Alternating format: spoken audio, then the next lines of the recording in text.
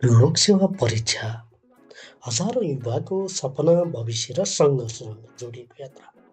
तर केवल धेरै पढ्दैमा लोकसेवामा सफलता मिल्दैन। सही रणनीति, निरन्तर मेहनत र धैर्यता आवश्यक पर्छ। आज म लोकसेवा तयारी गर्दा ध्यान दिने महत्त्वपूर्ण कुराहरूबारे चर्चा गर्दैछु। सबैभन्दा पहिले हामीले लोकसेवा तयारी गर्दा पाठ्यक्रमलाई राम्रोसँग बुझ्नुपर्छ। कुन विषयबाट कति प्रश्न आउँछन्, कुन शिक्षकमा बढी महत्त्वपूर्ण छन्, यही नै तयारीको मुख्य आधार हो।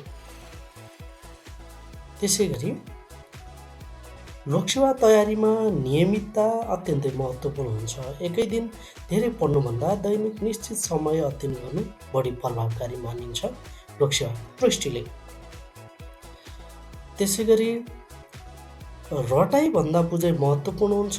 विषयको अर्थ, कारण, प्रयोग, सकारात्मक पक्ष, नकारात्मक पक्ष र विश्लेषणात्मक दृष्टिले हरेक विषयवस्तुलाई बुझ्नुपर्ने हुन्छ र यसरी बुझेर पढ्दा याद रहन्छ। लोकसेवाको तयारी गर्दा पुराना प्रश्नपत्रको अभ्यास गर्नु सफलताको अर्को मुख्य आधार हो।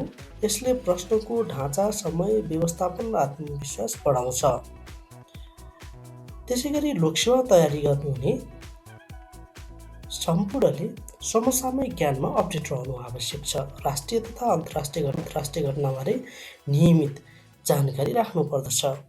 त्यसैगरी अध्ययन गर्दा आफूले अध्ययन गरेको विषयवस्तुको छोटो र व्यवस्थित नोट बनाउने बानीले पुनरावृत्तिलाई सजिलो बनाउँछ।